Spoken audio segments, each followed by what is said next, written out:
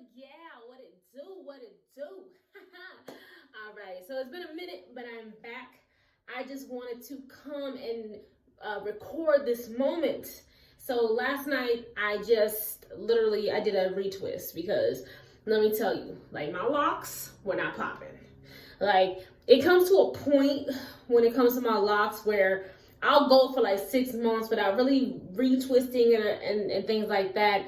And it was starting to get a whole bunch of just, if you're somebody with locks, you already know you're always peeling the freaking hair back and so that they don't merge together, unless you want that, but I don't. So I just kept having to pull it apart. But the thing is, when you got to be careful with locks, because if sometimes if they get too thin right here at the root, they can start to fall off or just be real thin. Like I had to marry, that's what we call it in the lock language, right? So this was ones that were coming real thin, and so I had to merge it with another one. So it's like 2 locks that I had to make one. So I married my locks, and there's a couple of them like that. But the reason why I'm just really making this video and why I'm excited is because it has been a year and 1 month since I started this whole lock journey, and it's been very, very interesting. I learned a lot about my hair. I learned a lot about myself within this journey, and I know it may sound cliche, but it's kind of one of those things where it's like, why didn't I do this sooner? Like before I even thought to get my locks, I was like, well, what if I want to try this style? What if I want to do this? Like thinking I'm going to do all this other stuff and thinking that, well, locks don't have versatility and I don't know if I'm going to want them. What if I change my mind? Like all these kind of thoughts were flowing through my head before this journey. And then I didn't think then people always talk about this ugly phase. My locks going to do the ugly phase. And so I didn't really want to have to deal with that aspect of it back then. I was like, I don't really feel like even going through that process. But once I finally made a decision, which I think my hair naturally made the decision for me, because I was doing fitness, I was doing all kind of things in which I was not really focused on my hair. I wasn't focused on really styling it and keeping it cute, because I was just in focus mode. Like I was in grind mode. And so I would have my hair in my natural puffs I would just wear. And that was, it got time consuming to have to do it, wash it, and then I didn't really upkeep it the way that it should, especially, and I wore a twist anyway. Like a lot of the times I just let me put in a twist and I'm gone though. And the people kept asking me, like, why don't you just lock it? I'm like, no. But one day, it got to a point, okay? Like I had dyed my ends before I got my locks, but it had got to a point where I was like so just not taking care of my natural. So I had my hair in this little puff thing. I'm gonna show y'all. I don't know if y'all even have these things. Let me make sure my kids ain't been messing with them. I got a couple of them.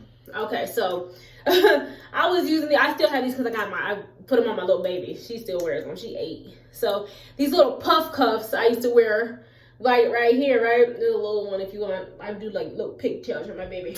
But so I used to wear this big ass puff cuff all the time, and it made my puff look popping. I mean, don't get it twisted.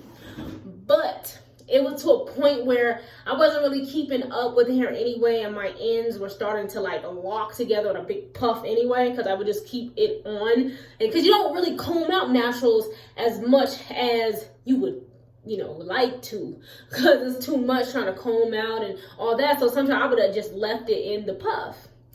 And so it got to a point where it was already locked anyway. So when I made the decision to lock my hair, in which I did it myself, I was like, the reason why I wanted to do it myself is because I wanted it like a certain size. Like I didn't want someone else I just didn't want somebody else to begin my locks. I was like, no, I feel like that's something intimate and personal. Like this is an investment, it's a commitment. So I was like, if I'm going to do something like that, I want to be the one to begin the journey, because I want to start it off the way that I want it. So I want it to be the width I wanted to have the the spaces.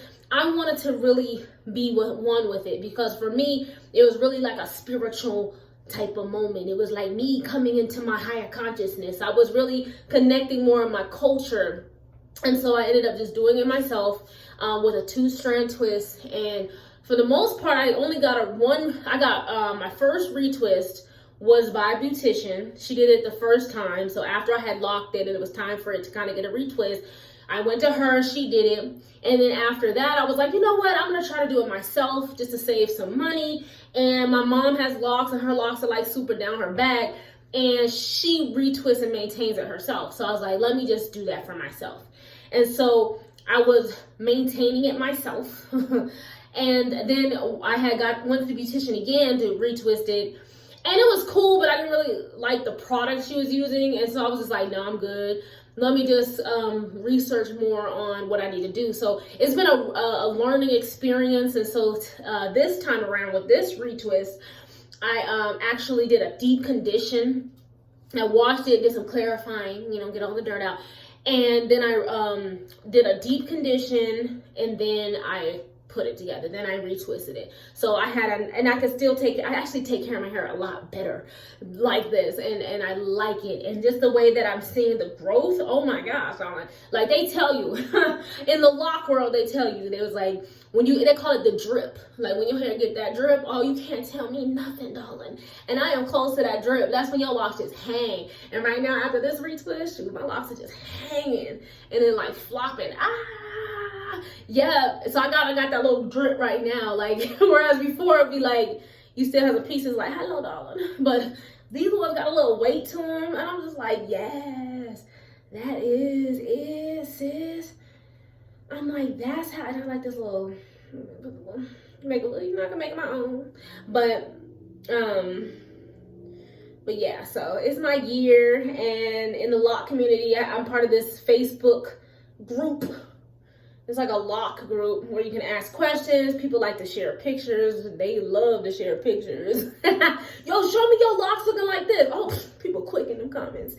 And so it's just been a great journey. And I think if anybody decides that they want to start doing locks, that they should definitely consider it. Try twist for a little bit. Because if you try twist for like say a month, and then you kind of get a feel for it and say, do I want to keep going or I want to take it out? That's all up to you. But it's definitely an interesting journey. Find some communities to attach to or connect with, shall I say, and just for more inspiration for you. So, and another thing, I'll make another video on this wonderful product that I'm using that I love. But this video just mainly is my lock journey. I don't even do a lot to maintain them this whole time. So people always have different methods and everything like that. You just got to do what works for you. Me, I said I'm going to keep it simple because I ain't got time to be complicated, dog. So I keep it simple. I just get my little spray bottle here. And then I fill it up with water. I put vitamin E, and I put tea tree oil and Jamaican black castor oil. And so before I use it, of course, because oil rises to the top, I just spray it, shake it, spray it every day. And that's just kind of how I keep it maintained. Because I like to put water in my hair. Like I don't like dry locks.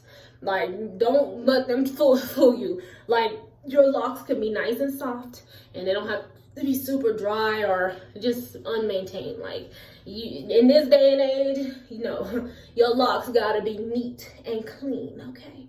Even if they're freeform, no matter how they look, still care about your crown. Like this, at the end of the day, is still your crown. So care about it, love it, appreciate it, value it, and it'll love you back because you'll be looking so fine. Boosting confidence levels and all of that. But anyways, so that's all I wanted to share today, Gullah Gyal. Because you know what I love about my locks? It teaches me to look for the world within myself, so I don't look for myself in this world, so that I can continue to love myself, be who I need to be, and follow my own divine purpose. And I hope that you're doing the same. So I'll talk to you later, Gullah Gyal, and I'm out.